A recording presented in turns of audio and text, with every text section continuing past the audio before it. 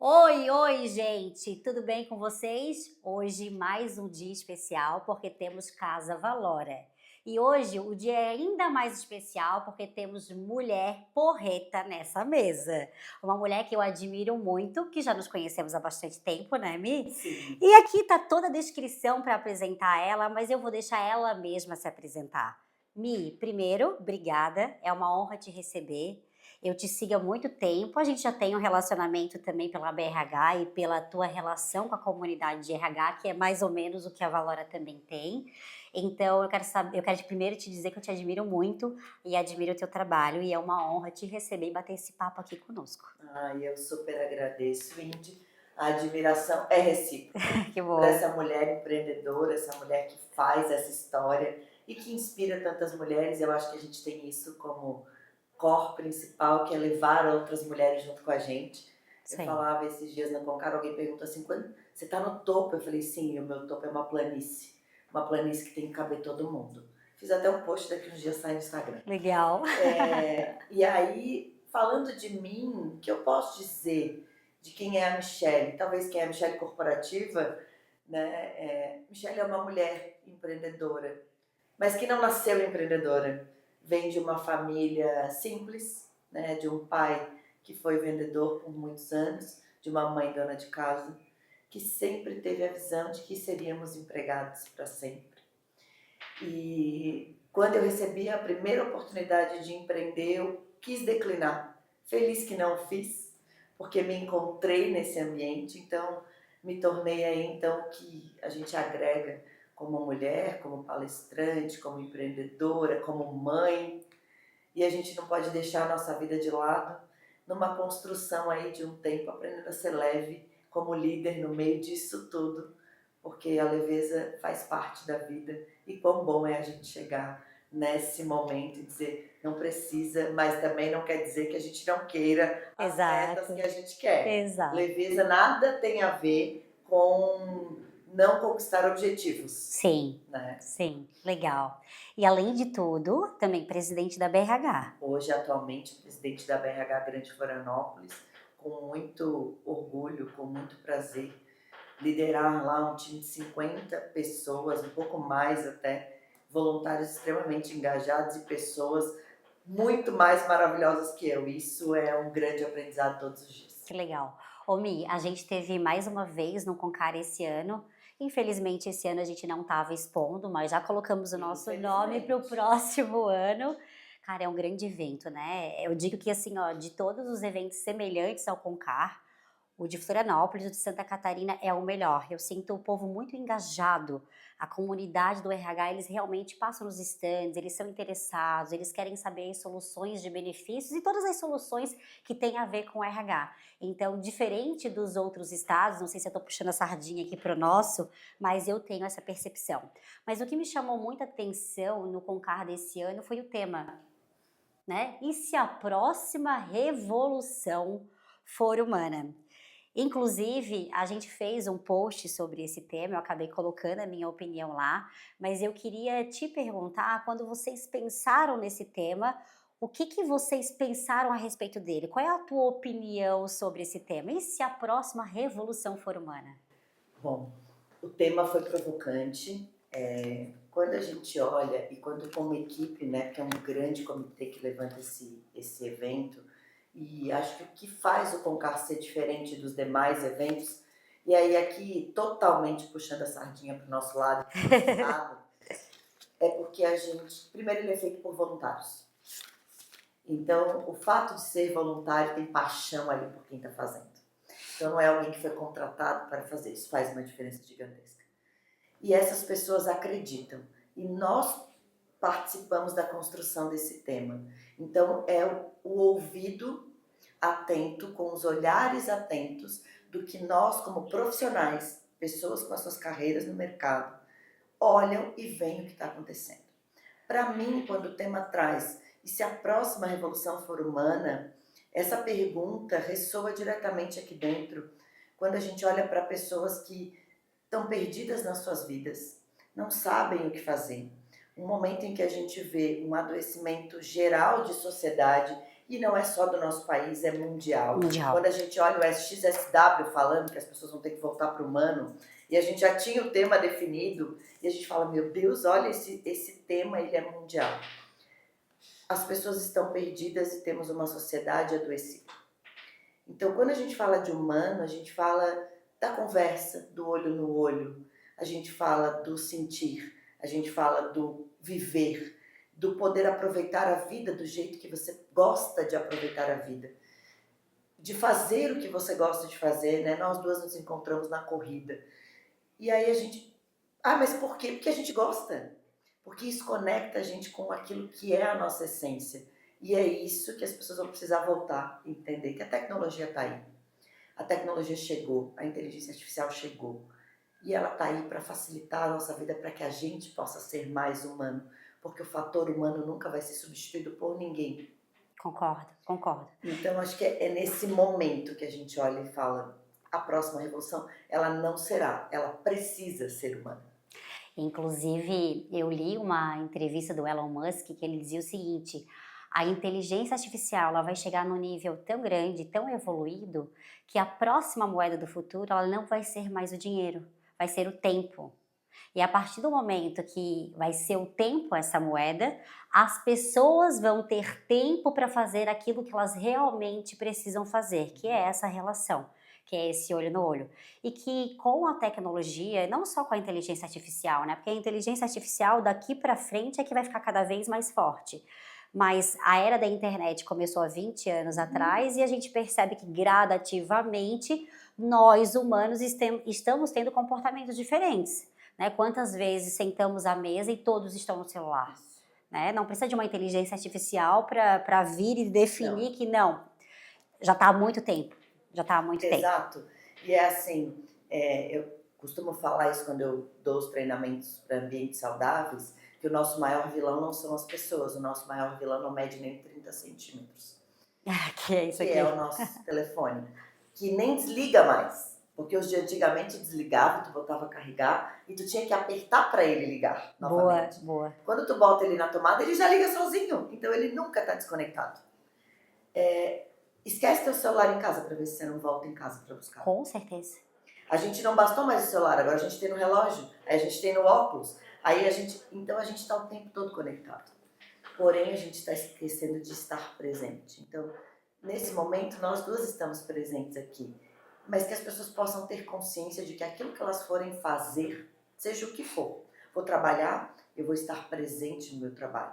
Se eu não consigo estar presente porque eu tenho um filho doente, a gente precisa criar relações no trabalho. Boa. Eu sei que você, como líder, faz isso com a tua liderança, de olhar a pessoa que está ali. E essa pessoa tem necessidades assim como nós temos filhos. Se nós vamos ficar em casa porque os nossos filhos não estão bem, sim, o nosso colaborador também. Que legal, que legal. Ontem, inclusive, a gente fez o fechamento do semestre, a gente levou o time lá para Jurerê e eu abri o evento falando sobre isso, porque a gente está tão mergulhado sempre na alta performance, no comprometimento e entregar mais que o 100%, tá tudo bem, a alta performance ela é exigida dentro do ambiente de trabalho, mas como que o líder tem a responsabilidade de dizer para o time que não só isso importa, porque a alta performance ela também é um paradoxo.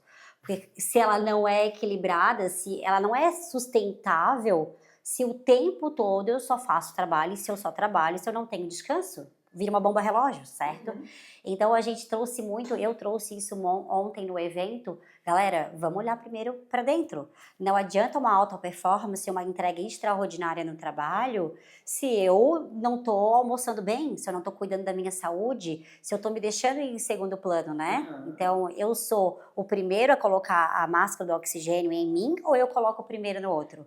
Então aí eu até trago essa provocação para ti e até trago como pergunta também.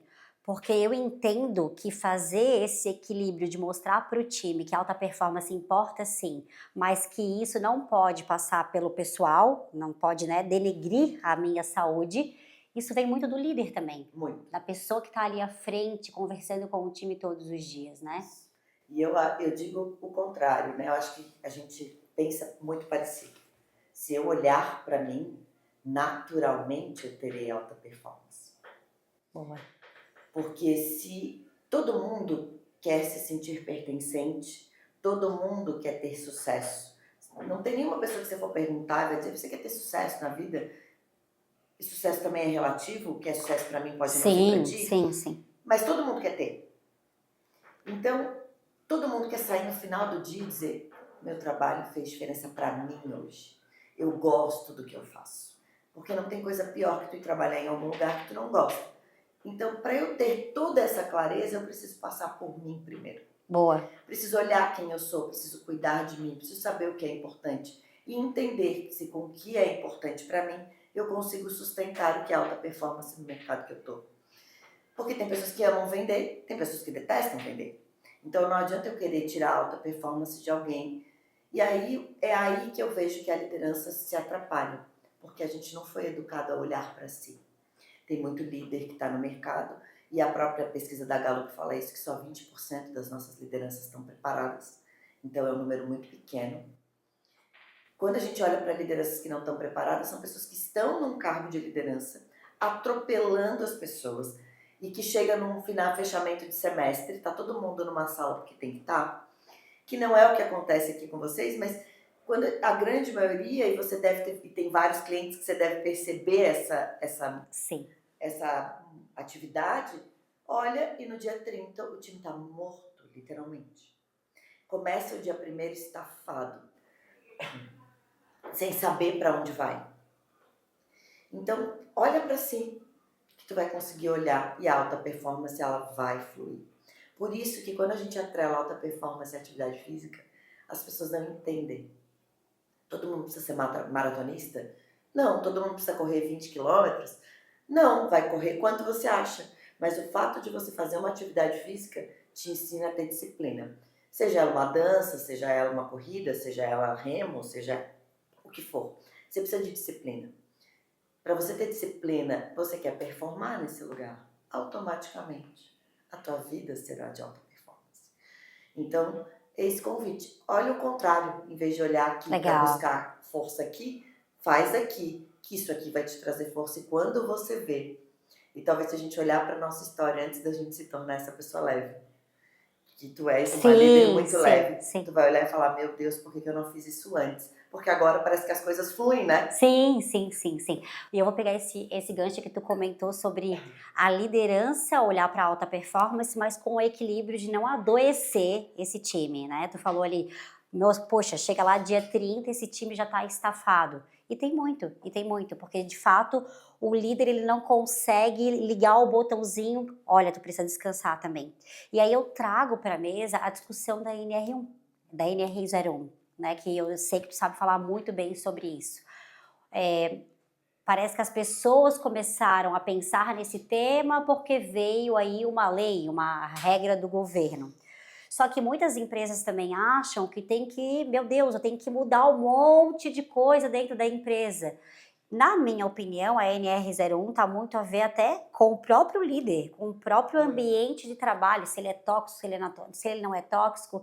Então eu quero trazer também para tu me responder, para tu explicar para a gente qual é a tua visão da NR01, o que mais tem de impacto para que as empresas e os líderes que estão nos assistindo olhem para dentro da sua organização. Não tem nenhuma novidade na NR01. Ela já estava posta na nossa lei, ela já estava posta na NR17, ela já vinha sendo colocada, já fazia parte da CLT quando diz que o ambiente de trabalho é responsabilidade do empregador. Então isso já estava posto, ele só trouxe de forma mais clara, porque parece que a gente não entendeu nesses anos todos, porque isso já vinha assim desde 77. Então, quando eu olho para a NR01, eu falo para as pessoas assim, não é para sair fazendo terapia com o colaborador, porque nós não podemos invadir a privacidade das pessoas.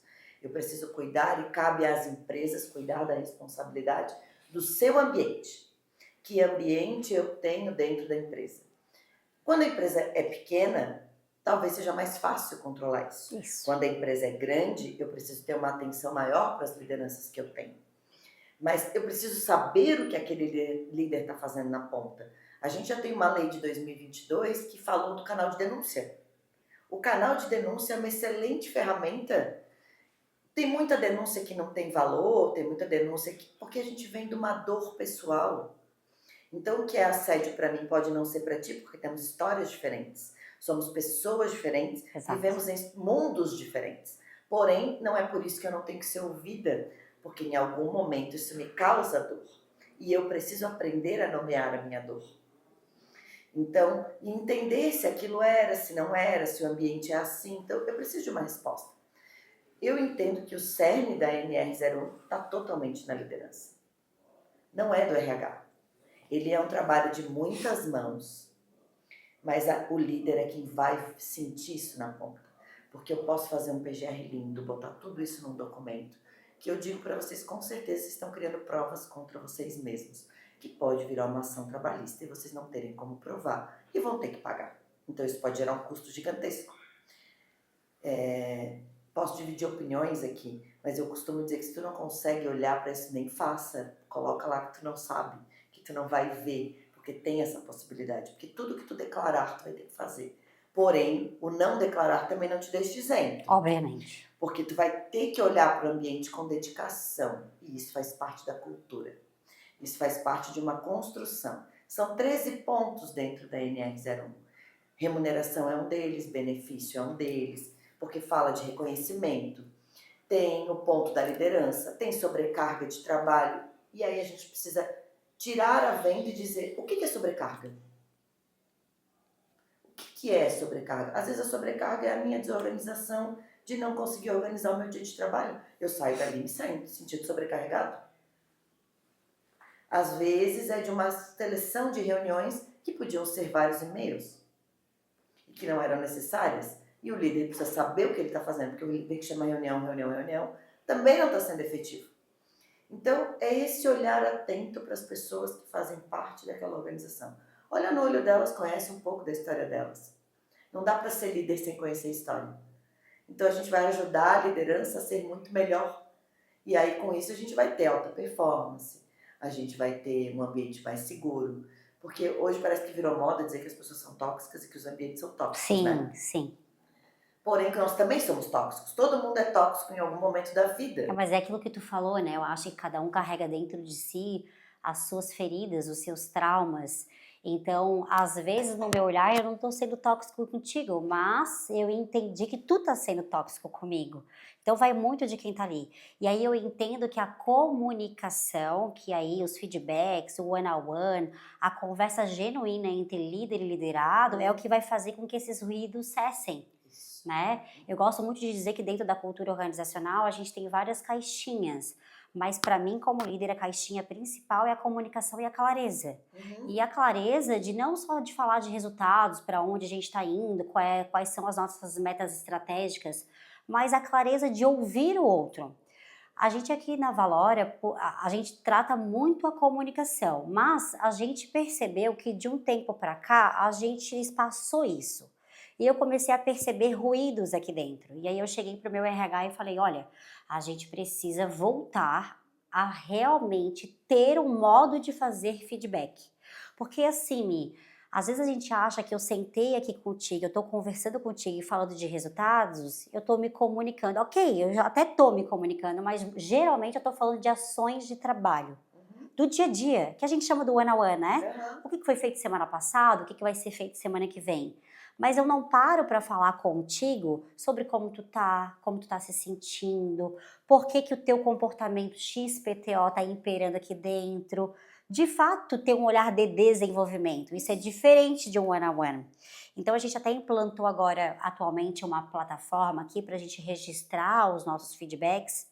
Não é nem como uma forma de controle, mas é para que cada líder tenha também algumas perguntas que nós, como empresa, desejamos saber do que está acontecendo e a gente coloque o jeito de ser e o jeito de fazer feedback da Valora também.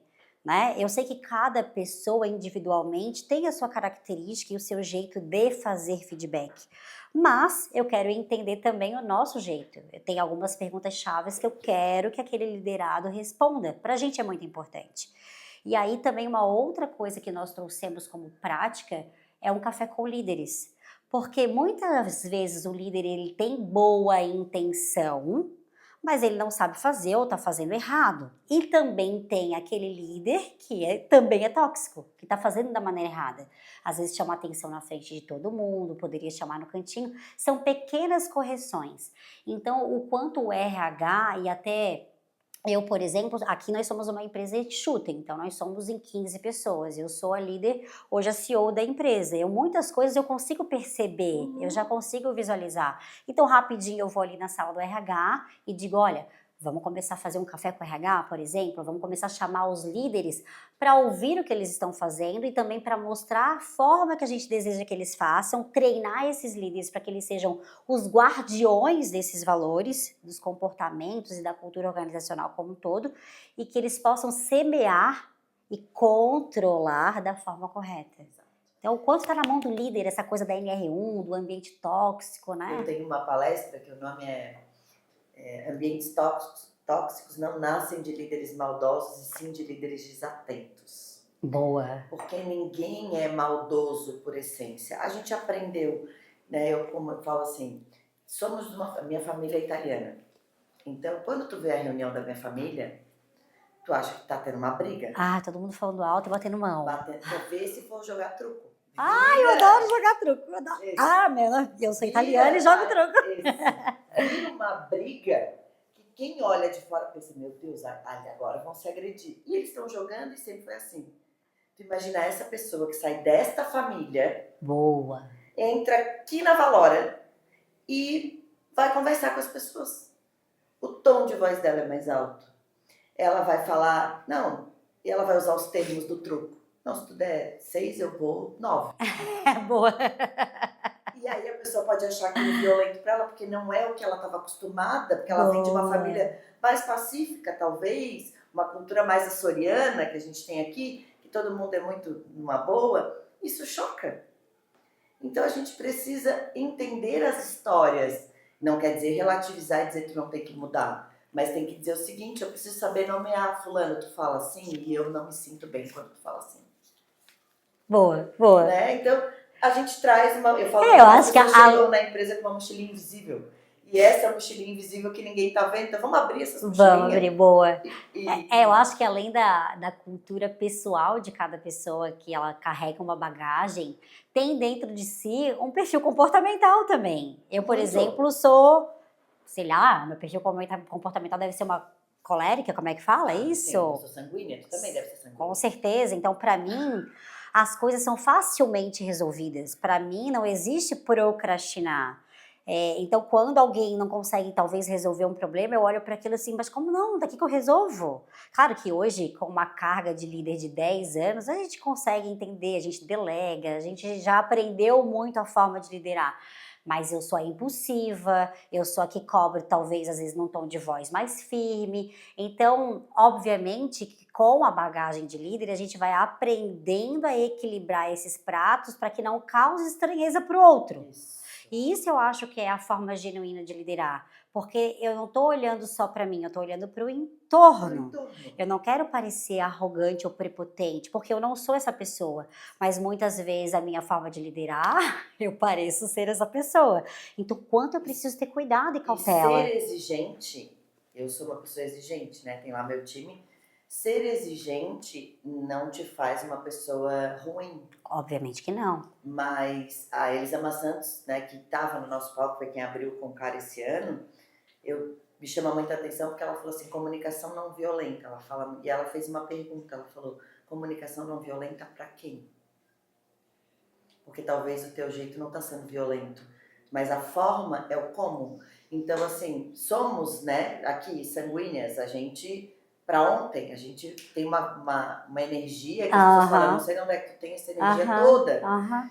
E eu falo, a gente precisa só respeitar que nem todo mundo tem a nossa energia, mas antes disso a gente precisou reconhecer quem a gente é. Boa. Então eu preciso saber como é que é a minha energia, trabalhar e saber que o outro não vai devolver na minha energia. Que talvez eu tenha uma solução mais rápida, mas eu vou responder se o outro me questionar. Senão eu confiei a ele a tarefa de fazer aquilo. E eu sei que ele vai chegar porque eu conheço a competência dele. Não vai chegar no mesmo tempo que eu, da mesma forma que eu. Mas eu posso ajudá-lo a pensar fazendo perguntas, por exemplo. E se tu fizer assim? E o que tu pensou nisso? em vez de ir lá e resolver, porque eu também já fui essa líder que não dá, o que eu resolvo? Isso tudo é treinável, É né? É treinável, treinável. mas começa lá em se conhecendo. Sim. E para empresas que querem crescer, a gente, quando pega tudo para si, nós somos o gargalo da nossa operação. Então, empresas que querem expandir precisam saber delegar e controlar, não um controle de mas é preciso sim controlar, né? Porque Sim, às vezes quando eu falo claro. tem que controlar, do outro lado fala, ai meu Deus, mas ela é controladora. Não, tá sendo feito. Eu digo que o líder ele nunca pode desviar o olhar. Ele delega, mas não delarga, Isso né? Eu mesmo. acho que é mais ou São coisas menos, são diferentes, coisas né? diferentes. E aí o delegar vem, tu delega à medida que tu treinou aquela pessoa, que tu sabe que ela vai entregar e que tu conhece se ela quer aquilo.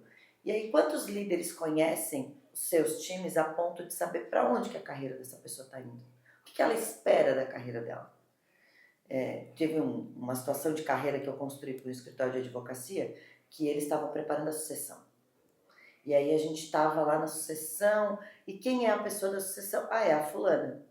Primeiro, vocês já conversaram com a fulana? Ela sabia que ia ser a sucessora? Porque eles queriam fazer o conselho. Eu falei, vocês já conversaram? Mas, Michele, quem que não vai querer? Olha o tamanho do nosso Oh, escritório. Eu falei, não, mas era importante perguntar. Não, mas ela está aqui há muitos anos, ela é excelente. É claro que ela sabe, porque nós confiamos tudo a ela. Os melhores clientes estão na mão dela. É lógico que ela sabe. Eu falei, mas não custa perguntar. E aí eu fui perguntar, falei, fulana, assim, como que são os teus propósitos? Porque ela gerenciava um time, ela falou, então, eu faço escola da magistratura, eu acabei de passar no concurso para juíza, estou só esperando me chamarem. pronto. Acabou a sucessão. Acabou a sucessão. Aí eles ficaram frustrados, eu falei, ela fez 5 anos de escola da magistratura e vocês não sabiam? Comunicação. Tu não conhecer a pessoa Não que tu conhecer. lidera, Exatamente. porque há Exatamente. 5 anos ela Na tá verdade, na é ser festa. superficial na sua liderança. E a resposta dela para mim foi, eles nunca me olharam. Embora eles valorizassem ela um monte, ela nunca se sentiu vista, ela se sentia sobrecarregada. Olha só. E às vezes o líder tá olhando para ela e tô fazendo o meu melhor. E eu vou te falar, muitas vezes a gente erra não querendo errar. A nossa intenção não é errar, né? E já aconteceu isso comigo, tu acabou de falar isso, e eu vou te dizer que já aconteceu isso comigo. Eu tive um profissional aqui dentro, ele tinha um cargo e eu queria levar ele para o outro nível. Talvez esse nível até de sentar na minha cadeira. E eu cobrava ele como se ele fosse sentar na minha Porque cadeira tu um viu um dia, potencial porque eu nele que vi o talvez ele não potencial via. nele, eu via muito potencial nele. E eu cobrava cada vez mais, a minha régua era muito alta com ele. Até que teve um dia, eu percebi que ele não dava aquilo que eu cobrava, até que teve um dia que eu, no exemplo, falei, poxa, eu tô querendo te trazer para esse mundo, eu quero te trazer para minha cadeira, para tu ser o meu sucessor. Aí ele olhou para mim e falou o seguinte, mas quem disse que eu quero? Putz, é exatamente isso.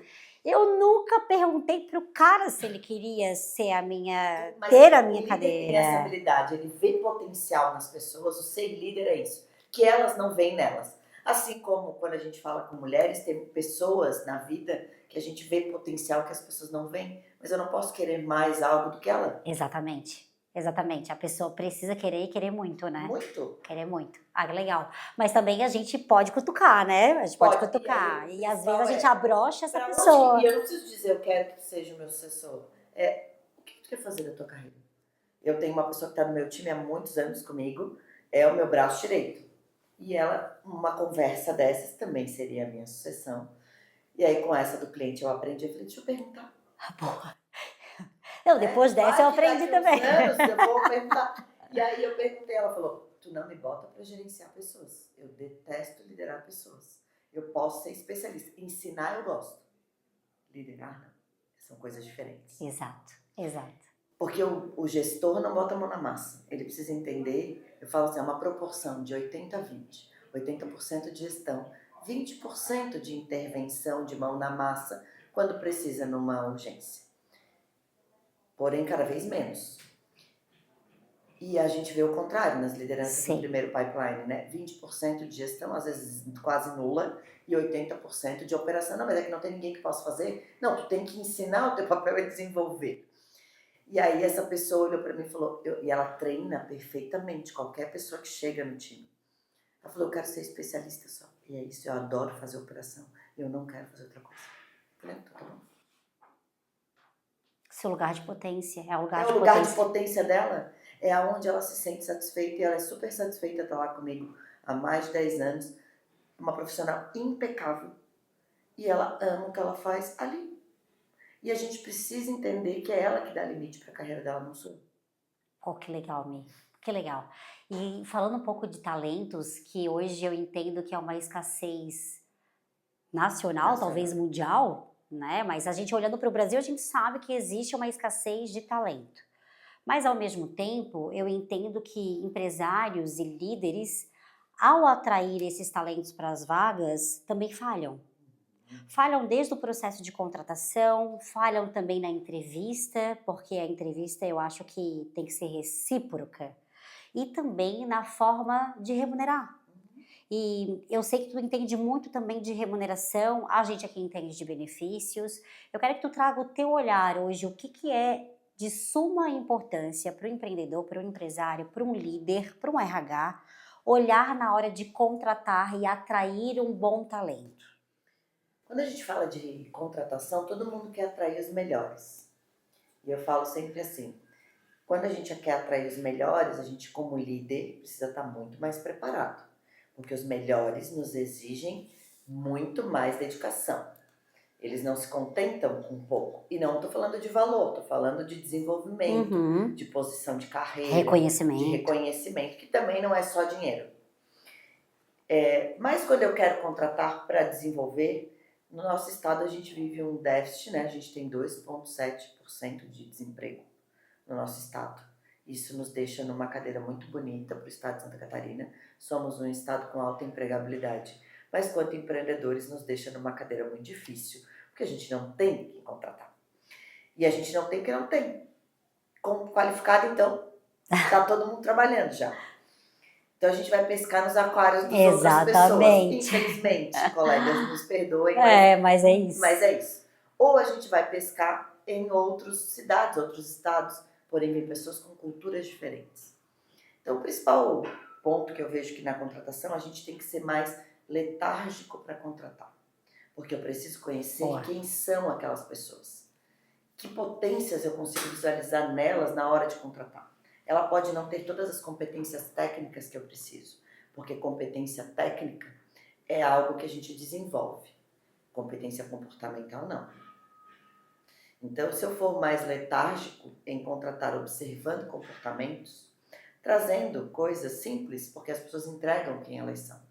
Quando o processo não precisa ser lento de 30 dias, mas não precisa ser rápido de Não, uma mas semana. pode ter algumas etapas, né, da entrevista, pode ter um case de prático para tu entender na prática Pode como que é ter o uma comportamento conversa. daquela Eu pessoa. sempre faço assim, quando eu vou fazer entrevista lá para o escritório que eu tenho que entrar, eu faço uma pergunta: como é a tua família para ti? Porque para ti é importante esse valor. Porque para mim é importante e para a empresa é importante. Porque nós nos tratamos como família. A gente olha as pessoas. Então, quando a pessoa me responde, dependendo do valor que ela me responder ali, de quem é a família dela para ela, talvez aquilo que eu vou entregar de valor, ela não vê valor naquilo. Boa. Então, talvez não serve para trabalhar comigo. Então, numa conversa de bate-papo muito simples, a pessoa entrega quem ela é. Chama para tomar um café. Olha, não vamos fazer uma entrevista, a gente tem que ir para conversar. Ali ela já começa, tu já vai conseguir observar o comportamento. Então, essas pessoas, ali quando tu faz essa contratação, quando tu tem contigo, aí na demissão tu tem que ser rápido. Porque tu pode ter feito tudo isso, ela ter... Para isso, contrato de experiência de 3 meses, às vezes não precisa nem de 3 meses. Existem alguns comportamentos que as pessoas vão entregando que elas ferem cultura.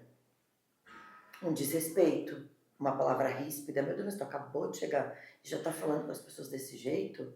Já tá entregando os sinais, né? Tu já tá entregando sinais. E aí, tu pode dar um tempo, tu pode dar um feedback e dizer, olha, isso aqui não é tolerável aqui. Então, precisa desse olhar atento. O que a gente vê acontecer? Processos cada vez mais rápidos, as pessoas entram e o líder, tu vai perguntando feedback, aí o time de RH que sofre, né? O time de RH pergunta como que tá. Não, tá tudo ótimo. Passados os 90 dias, Quando dá ali 120, o líder chega e fala, não aguento mais. O que aconteceu que mudou em 30 dias? É que retardou esse processo de É porque não análise, olhou. porque não olhou, porque não O que eu olhou. mais falo é, desculpa, mas o líder entregou uma fragilidade grande dele aqui, que é preocupante. Porque ele não pensar no custo, ele não pensar que ele podia ter continuado o processo, ele não olhar para essa pessoa com atenção, ele também não olha para o resto do time. Verdade. E aí, às vezes, a pessoa era até boa, mas o time e a cultura que ela tá ali também é um time que já tá viciado. E essa pessoa chega confrontando, ela não vai ser boa também.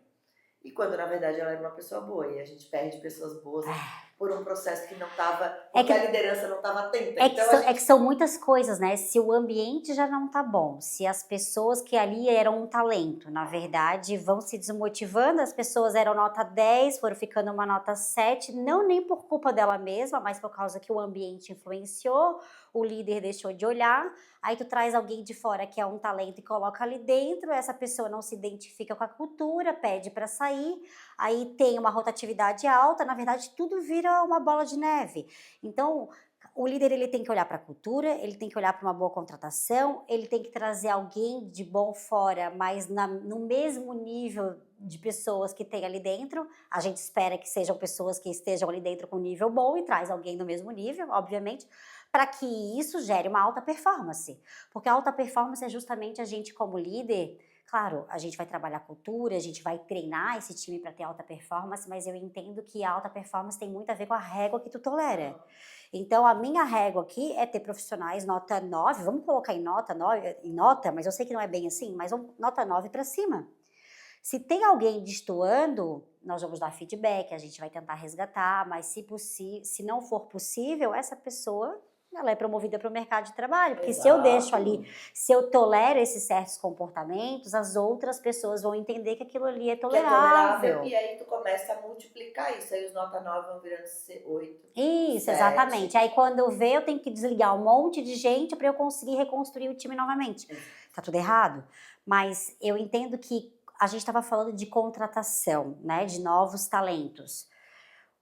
Ok, a gente hoje aqui utiliza inclusive empresas de headhunter, porque é bem o que tu falou, eu tenho que pescar no aquário do outro, pessoas que não estão trabalhando, existe aí um porquê, né, porque nós estamos num estado em pleno emprego. Mas eu também entendo, Mi, que nós como líderes e como empresários, a gente tem que atrair pessoas por bons salários, por bons benefícios, esse é o primeiro atrativo.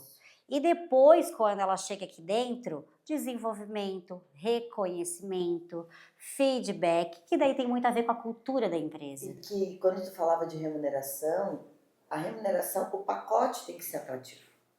Então, por que eu ofereço, né? Então, aqui estou falando como o cliente valora, né? A gente quis melhorar um benefício para um colaborador, por que a gente escolheu? Porque a gente não conseguia dentro do mercado. Na época eu conversei com o Rafa, e eu falei, Rafa, eu preciso de um produto assim, que seja seguro juridicamente, e a gente chegou a essa conclusão aqui, que vocês tinham um produto que nos atenderia. E a gente com isso conseguiu entregar para o colaborador mais valor, porque ele Exato. conseguia multiplicar o benefício dele, ele conseguia trabalhar.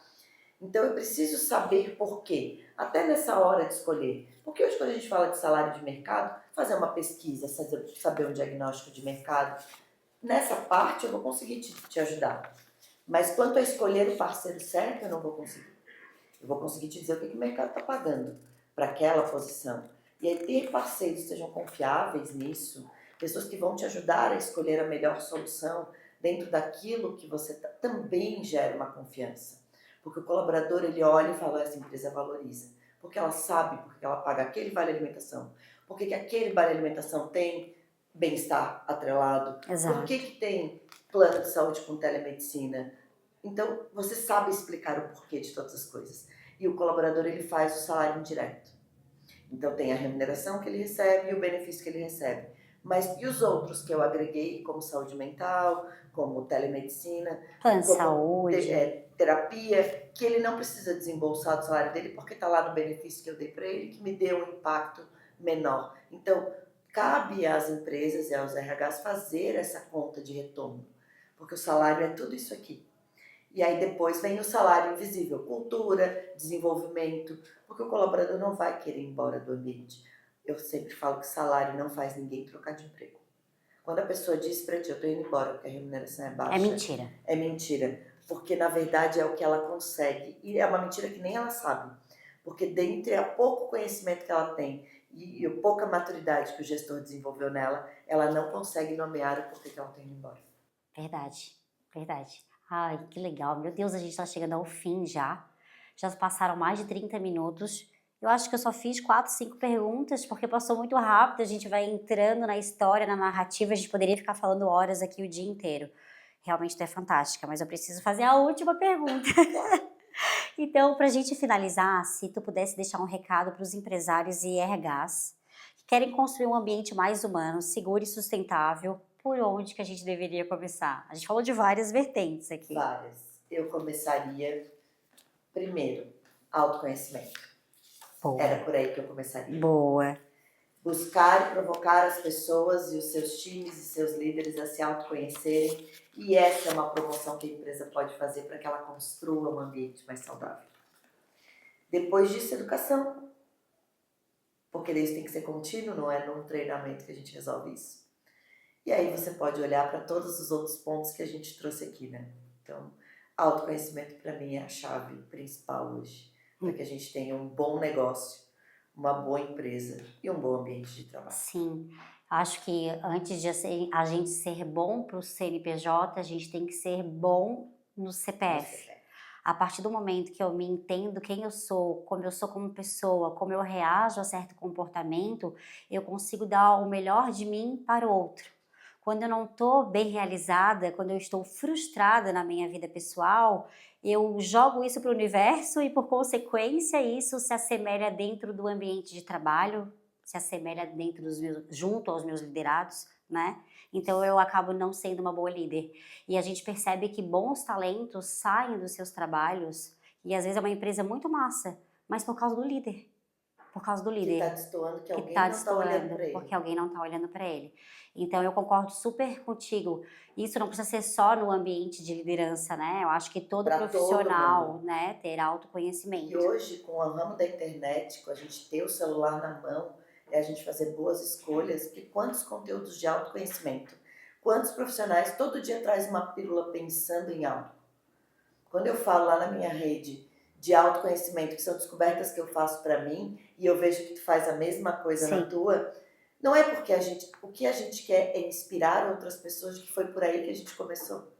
Então, quando as pessoas olham pra gente e falam, nossa, essas mulheres são fortes, são mulheres maravilhosas, elas começaram nem sempre assim. A gente já teve num lugar onde a gente não achava isso sim. tudo, mas a gente se conhece hoje. E é isso que faz a gente. E o que me conecta comigo é diferente do que me conecta com o outro, então eu não preciso fazer massa. Eu preciso descobrir o que é importante para mim. Nossa, meu Deus. Gente, estamos chegando no fim do Casa Valores de mais um episódio e hoje esse episódio tá assim, ó, de ponta, não é? Mi, Excelente. muito obrigada. Tua trajetória é linda.